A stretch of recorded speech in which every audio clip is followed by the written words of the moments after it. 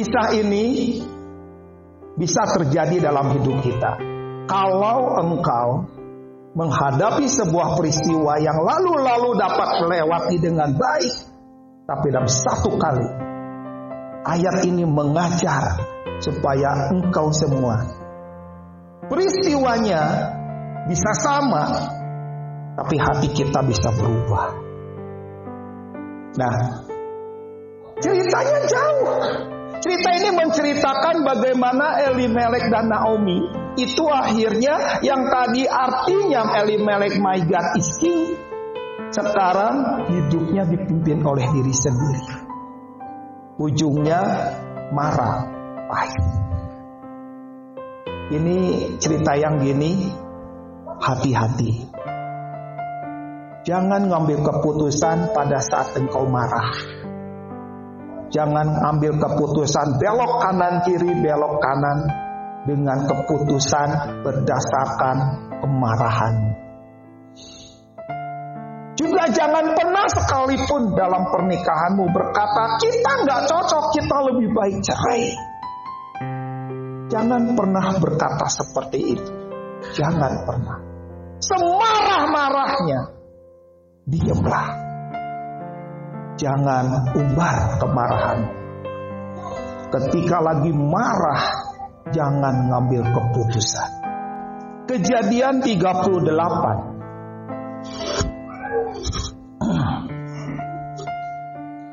Kejadian 38, udah temukan? Udah? Lihat kejadian sebelumnya. Kejadian 36 itu cerita tentang keturunannya Esau. Kejadian 37 itu cerita awal tentang Yusuf. Ya kan?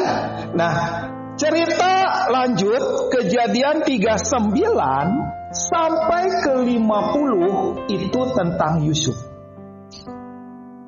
Artinya apa? Kejadian 38 adalah satu pasal yang nyempil, yang cerita bukan tentang Yusuf. Tentang siapa? Yehuda dan Tamar. Ini kisah yang ngaco. Di tengah-tengah Yusuf ada kisah satu pasal berisi tentang Yehuda dan Tamar. Dan kisahnya juga kisah kacau. Coba lihat ayat yang pertama. Pada waktu itu Yehuda meninggalkan saudara-saudaranya dan menumpang pada seorang adulam yang bernama Hira. Ini kisah dimulai dengan Yehuda meninggalkan komunitas. Itu cerita awal. Itu yang dianggap masalah besar itu belokannya itu di sini.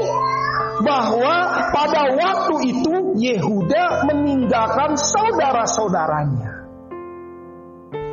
Yang kedua, dan menumpang pada seorang adulam yang namanya Hira. Ayat 2. Di situ Yehuda melihat anak perempuan seorang Kanaan. Nama orang itu ialah Shua. Lalu Yehuda kawin dengan perempuan itu dan menghampirinya.